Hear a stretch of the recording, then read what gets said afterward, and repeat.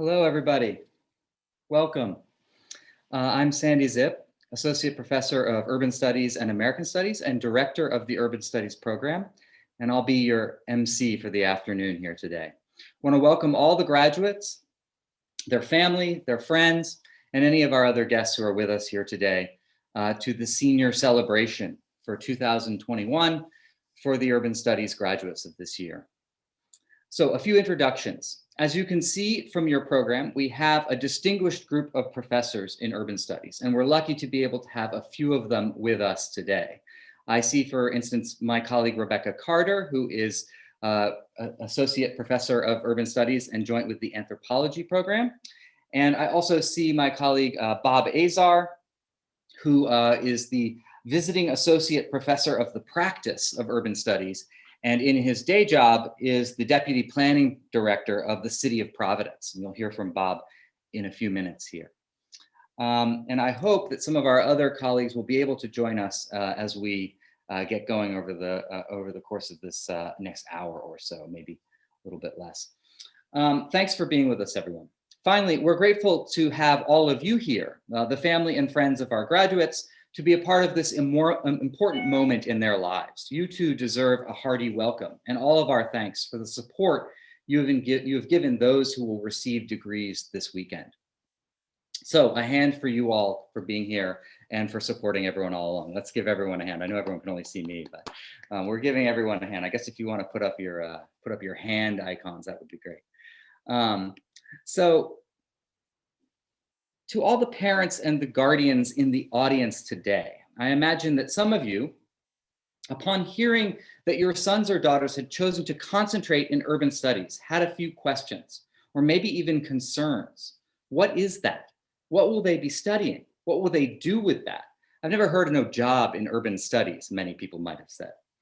I think that many of the graduates today can answer questions like that better than I can now after 3 to 4 years in our program, spending time in seminars and classes. But let me just say that what we've tried to do is to give your kids, your children, the best interdisciplinary education that Brown has to offer, one that draws on many realms of scholarly inquiry, from economics and political science to sociology, history, literary studies, and architecture.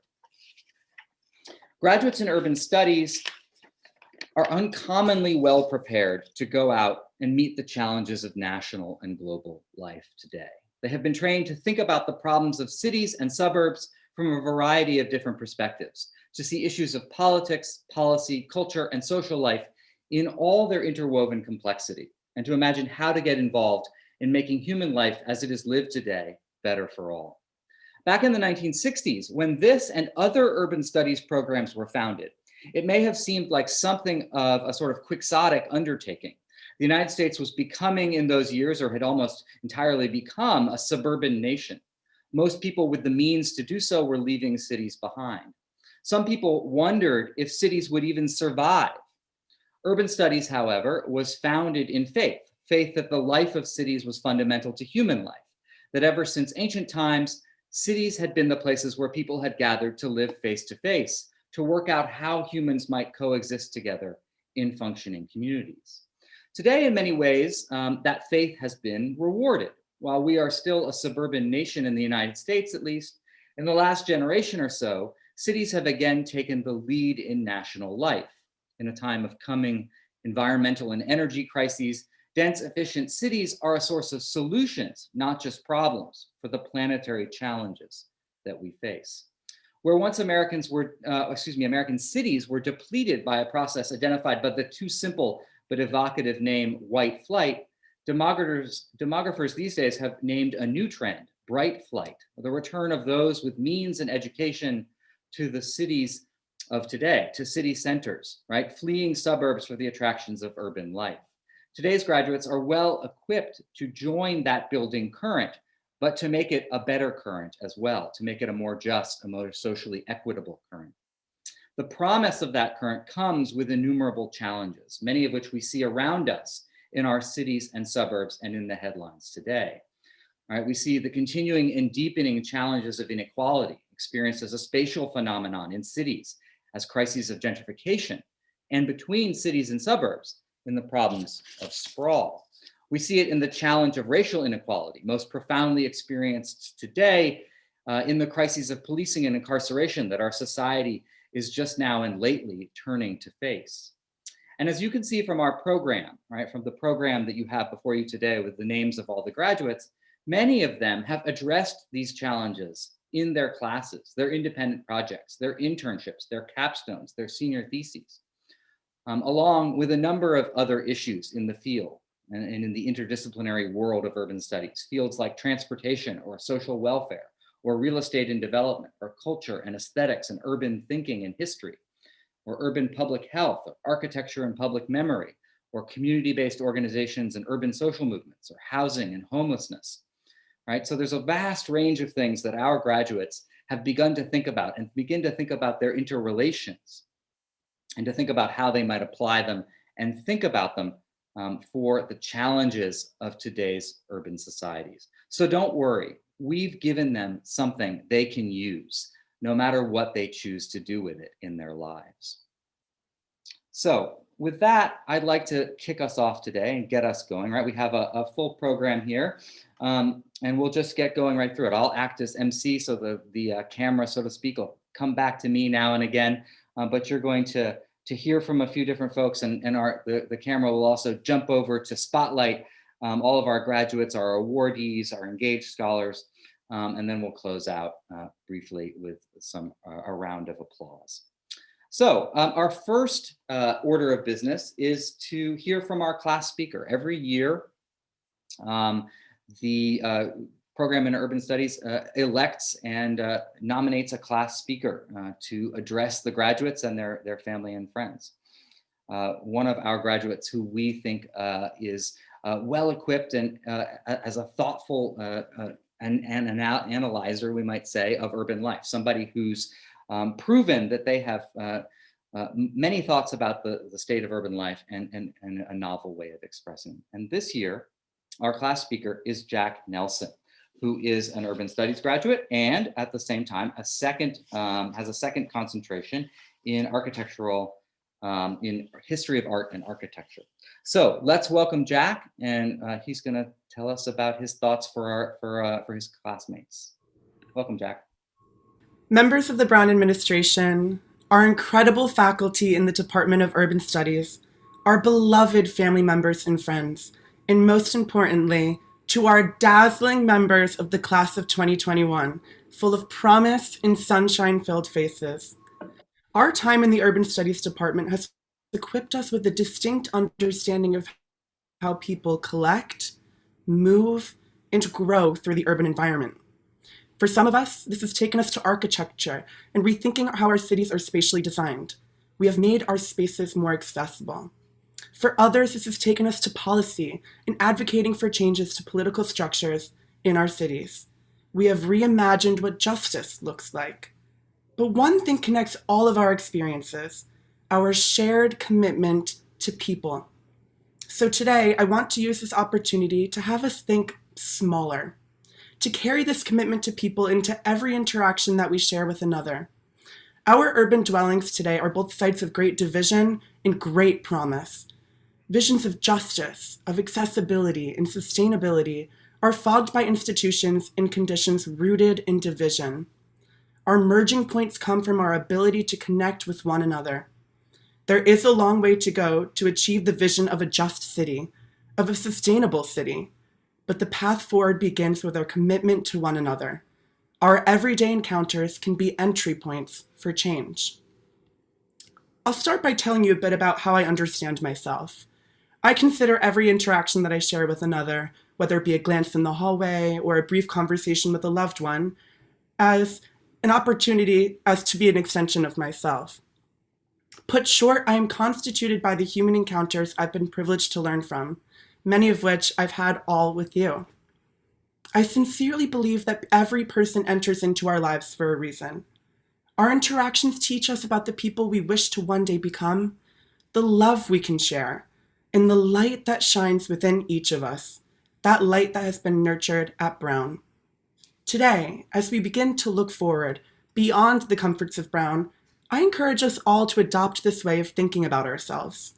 We are all constituted by the experiences that we share with one another. When we think this way, each interaction that we have with another becomes an opportunity for growth. Let me give you an example of this. Prior to coming to Brown, I worked at a farm stand in my hometown of Branford, Connecticut.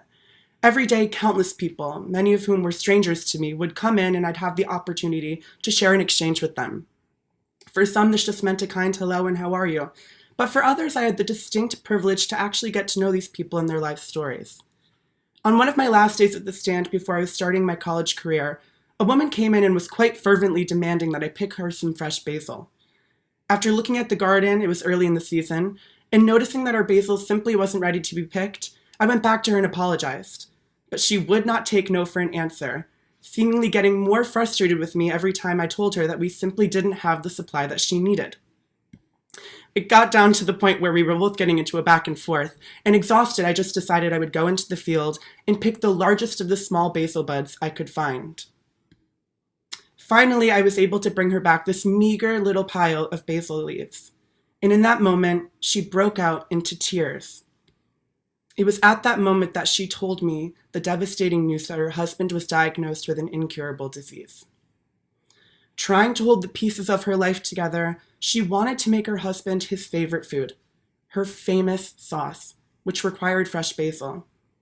Cooking for her husband was her love language, her way to tell to herself and to her husband that even in the darkest of moments, everything would somehow be okay. So this basil ultimately means so much more to this woman's day than I would have ever been able to imagine. I never got this woman's name, nor did I ever see her again, but I carry so much of that conversation that I had with her with me today. My brief time with this woman taught me that we all have the capacity to shape another's day, that there is so much about ourselves and others that we wouldn't ever be able to know, but have the ability to impact. When we approach every interaction, every new opportunity to meet someone, we hold the potential to be the basil of that relationship. The basil represents the small acts of compassion that we can gift to one another. It represents an understanding of what people are needing and asking for, regardless of how small or seemingly impossible, and then doing your best to provide for them. To be the basil could manifest in simple acts of kindness or respect, or in larger acts of care. And we've been trained to do this work, to be the basil. And how beautifully fitting for us all to be basils, as basil too turns brown as it ages. During our time inside Brown's beautiful ivy walls, we've been privileged to often see the effects of our influence. We've been able to develop lifelong friendships, achieve great academic successes, and find what makes us passionate. In addition, we can have influence even if we don't see the effect. A wave on the main green can be enough to make someone feel safe and welcomed on campus. A check-in with a loved one can be enough to make them feel understood and loved. An offer to help someone with an arduous task can be enough for someone to feel like they have everything under control. In these many ways, our smallest choices in life have great effects, even if they aren't immediately apparent. Since coming to understand myself as a collection of every person I've ever met, I've also come to reorient my understanding of service. Service has become a buzzword of sorts for us in the department, for we all came to urban studies with the hope of gaining the tools necessary to make our urban spaces more just. We have learned a lot about service with the capital S, the work that we commonly associate with the idea of service, volunteer hours, mission trips. But to be the basil, service can manifest itself in so many unique ways. For me, service is an act of mutual care, of equalizing experiences so that we all can be seen and understood for our capacities to love, to succeed, to inspire, and to change. What would the world be like if we considered each day as an open door for service? What if we came to understand all of our actions as having the ability to affect change? Service does not require us to travel abroad or to spearhead a campaign that addresses issues other projects might already be working on. Now, I don't want to undermine those forms of service, for their impacts can be monumental. Most importantly, I believe that service can be offered every day in the places we call home, even and perhaps especially through simple acts of kindness and respect. Through this way of understanding the world around us and the people who compose it, we have the ability to shape new conditions that open space for more voices. We all carry the capacity to care, to empathize, and most importantly, to serve. To serve is to listen. It is to understand and change the unjust conditions that still surround us. It is to support, to empower, to amplify, and to love. I've learned this act of mutual care from my experience working with the folks at Providence City Arts for Youth. City Arts, for those of you who are not familiar, is a free after-school arts program for Providence youth that represent a wide range of socioeconomic backgrounds. At City Arts, every individual, from the young artist to the members of the administration, is an equal.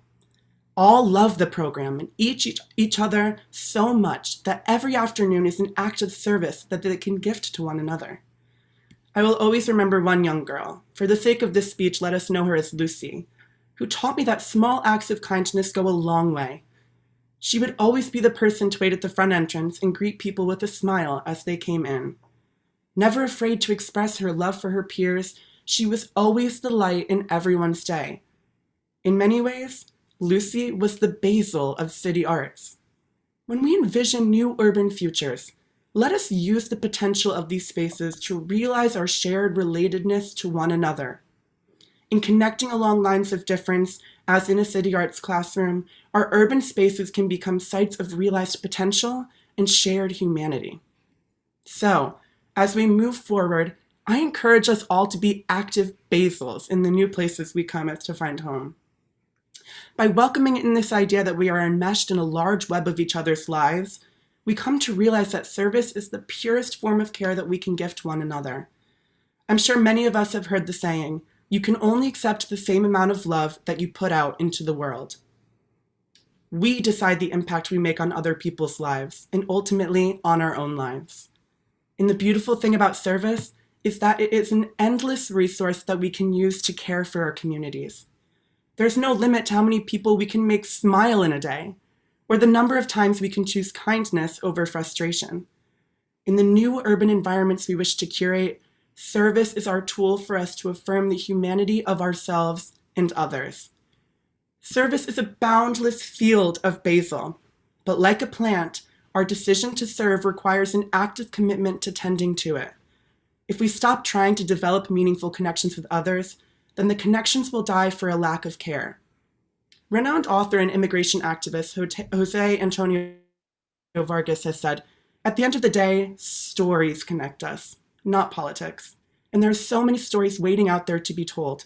It's just a matter of who's out there listening." We can be the people to curate spaces for story sharing, to connect with one another. We can be the people who go out of our day to brighten another person's day. We can be the ones to offer help when no one else will, to show that we care about our community's well-being and the well-being of those within it. And I care about each and every one of you, the work that we've done, the work you've done to follow your passions, and the work you will do in the future. Boy, it's going to be amazing work. Let us continue to care for ourselves and the university that has taught us, and the people who will come to constitute us in our very bright and shining futures. Congratulations, class of 2021. Ever true. Mwah.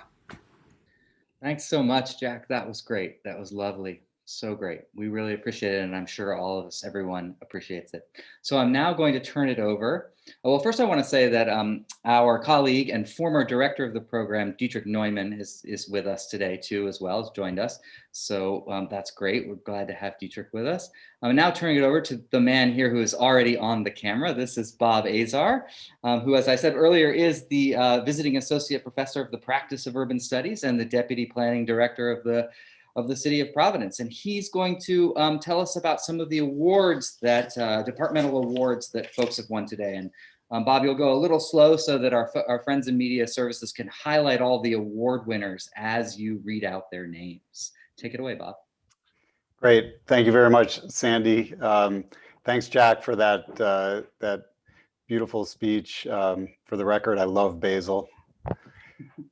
So I am now going to announce the senior awards, and it's an honor to present these awards to these amazing seniors, most of whom I've had the privilege to teach. And to all the family out there, these and all the graduates are amazing young people, and they're going to do great things in the world. So first of all, for highest overall academic achievement, we have Samaria Alpern and Jack Nelson.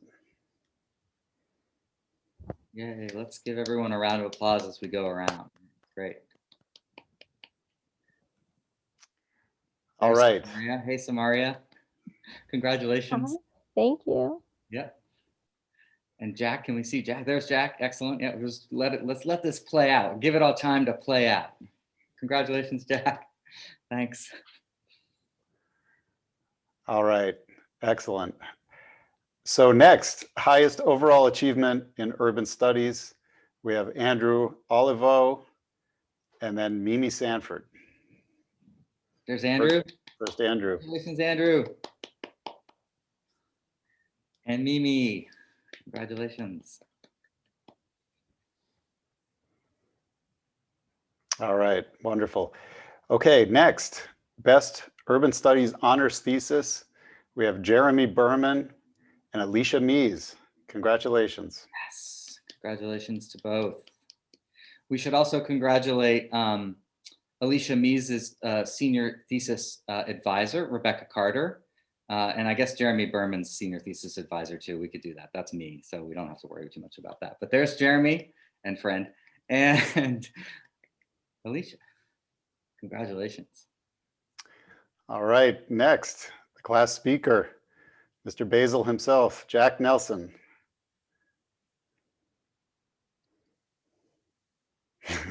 Congratulations, Jack. Good job, Jack. All right, best service to urban studies, Ellie Koshik. Ellie. From Montclair, New Jersey. Nice, Ellie. Congratulations, Ellie. All right. And last but not least, our two honorees for Best Community Service, Annalise Ernst and Tanae Nuna.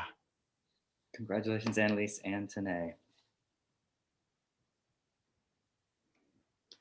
Congratulations to you both.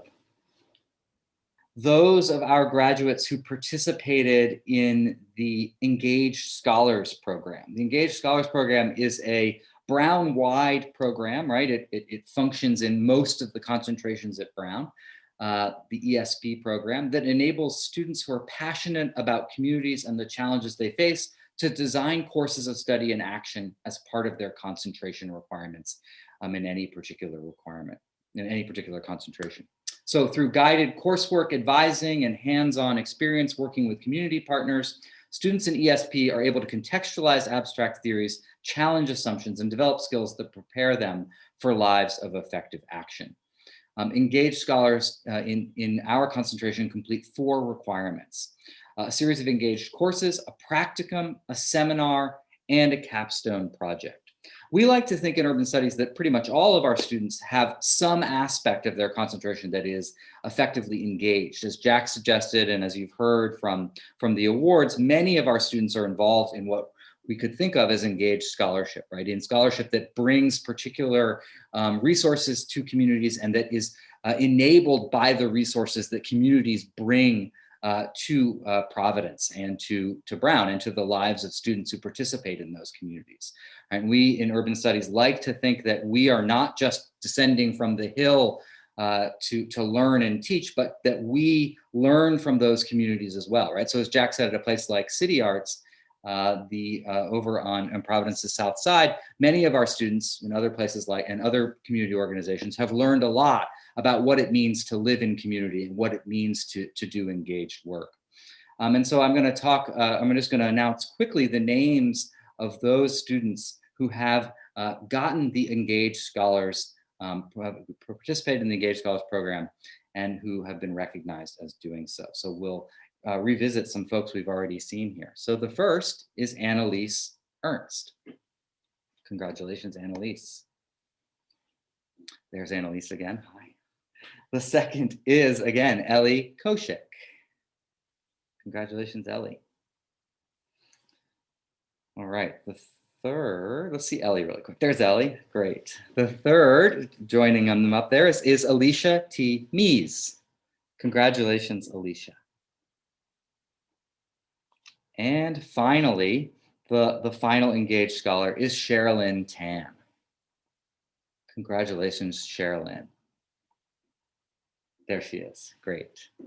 Oh, outdoors, nice. Great, all right, well, thank you so much, you all. We're gonna be hearing much more about each of you in just a second. Congratulations to all of you for your engaged scholars participation in the program. Okay, so right now I'm gonna stay with us and we are going to come to the heart of the program here, announcing our degrees, announcing our graduates. Everybody, usually if we were all here together, I think we were talking about as in the warm up here, we would all be together usually in the faculty club, and we would have a stack of degrees to hand out to each of our graduates in their robes after they had done their march and their speech down at the Baptist church and after the big event on the green. Everybody will be attending an event on the green, either in the morning, I think, or the afternoon on Saturday or Sunday. So today what we're going to do is celebrate these graduates, and they're going to receive their diplomas this weekend, but we're going to celebrate their achievements here in urban studies. And what I'm going to do is read each of their names. So a lot of familiar faces will pop up, plus some new folks. And I'm going to read the names of their capstones and tell you about any second concentrations they might have. And I'll go along slowly so that we can see everybody's faces and recognize everyone for their achievements. So let's get started. Bachelor's of Arts in Urban Studies for 2021. We're going to be going in alphabetical order, and that means we start with Samaria E. Alpern, whose capstone was Stigma in the City, the Impact of Criminal Legal System Involvement on Individual and Community Well-Being. And Samaria is earning this year also a second concentration in architecture. Let's congratulate Samaria. Congratulations. Next up is Maddie Aronson, whose capstone is, or was, Reaching New Heights, Salesforce Tower and the Rise of San Francisco.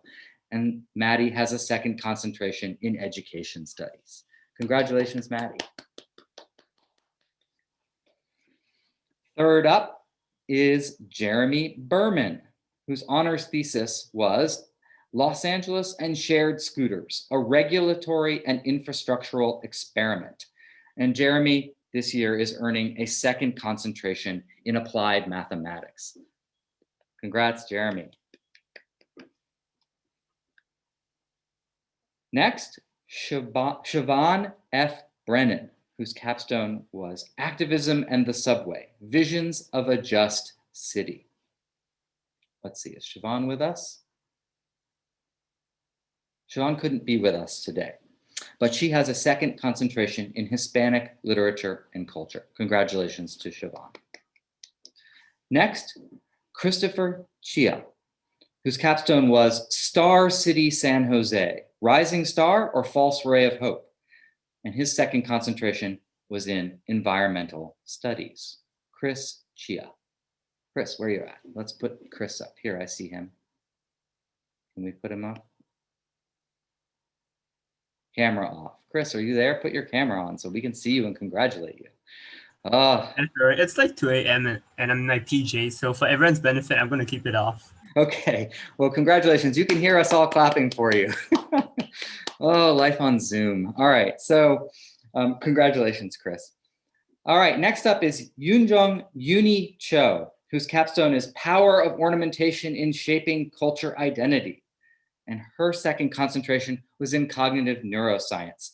And there's Uni, and we should also say that Uni is a graduate of the Brown-RISD dual degree program. So Uni has been with us for 5 years rather than 4, and will be earning shortly a degree at RISD as well. And in what, Uni? In interior architecture, is that right? Do I have that right?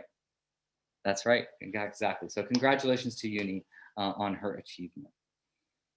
All right, so next up is Yap De Jong, whose capstone is Combating the Consequences of COVID on educational inequity in Southeast Amsterdam. There's Jaap. And his second concentration is in architecture as well. Congratulations, Jaap. All right. Next up, Ilana M. Emanuel, whose capstone is Commemoration in Berlin, Germany, and who's getting also a second concentration in economics this year. There's Ilana. Congratulations, Ilana. Next up, Annalise R. Ernst. And her capstone was Illinois court fines and fees, a fine line between accountability and oppression. And Annalise is earning a second concentration in sociology. Congratulations, Annalise. Next, Eliza Hicks, and her capstone is AS220 Youth's Creation of a Safe Space. And she also is earning a second concentration in sociology. Congratulations, Eliza. Next, Ellie Koshik. Her capstone is Connecting Community-Based Organizations with Residents, Mapping Toolkits for South Providence. And as you already heard, she's an engaged scholar too. There's Ellie. Congratulations, Ellie. Also a member of our departmental undergraduate group and a leader in our department. It's great. Next up, Alicia T. Mees. As you already heard, she is a senior honor thesis writer this year, and her honors thesis was The Just City in Crisis, How Connecticut's Child Welfare Agency Adapted to COVID-19. Congratulations, Alicia.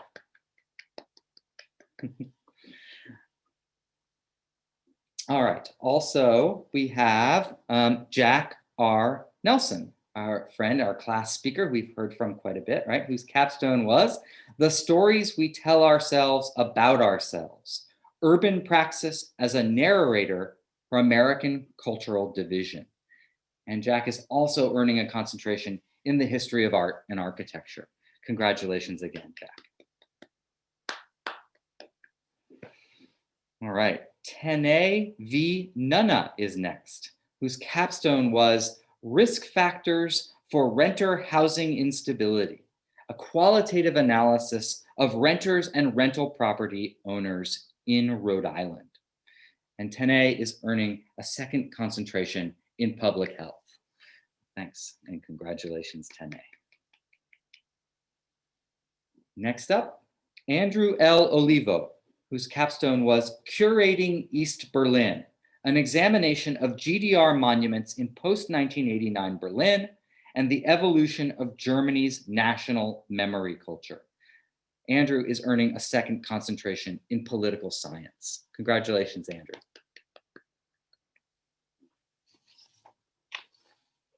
Next, Nathaniel Ostrer.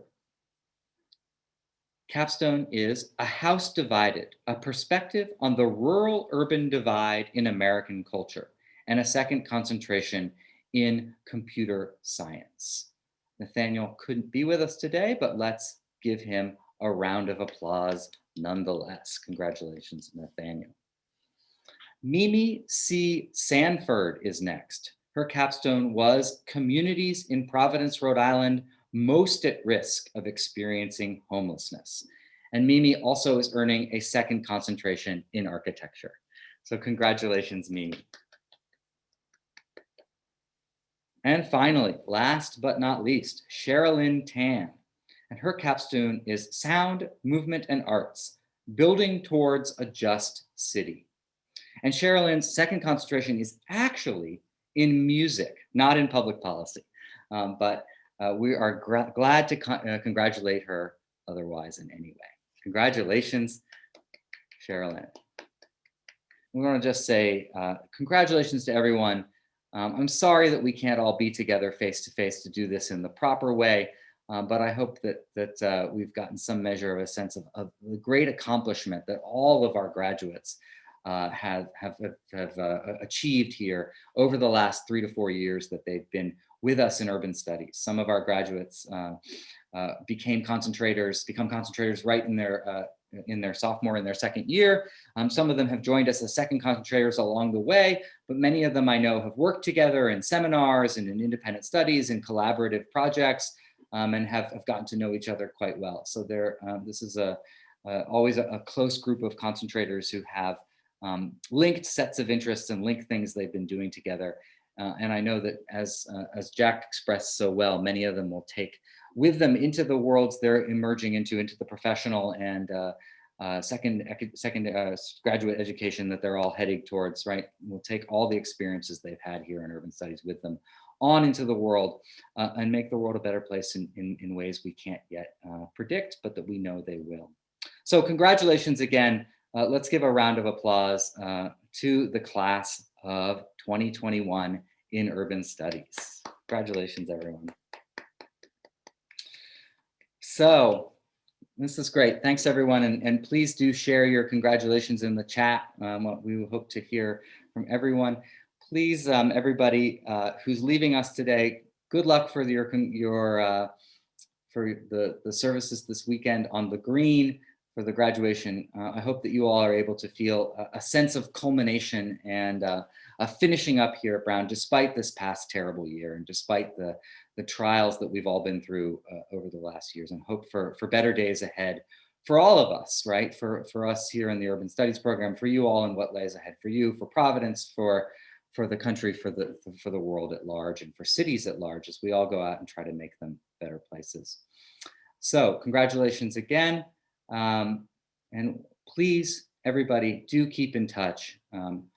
Keep in touch with the faculty, with Suzanne, and with each other as you go out into the world. Thanks again to everyone who was able to join us today, to family, to friends, to all of our graduates, and to everybody else. And thanks to Media Services and to Suzanne Bro for our program manager, right? Our indefatigable program manager who has helped us to bring off these events in a quite unfortunate and unfamiliar space. But we are glad that we've been able to do it, at least in this way together. And thanks to all of them for doing this. And thanks again to all of you. Okay, everyone, be well, safe travels, and congratulations. We hope to see you and keep in touch with you in the future. Thanks, everyone.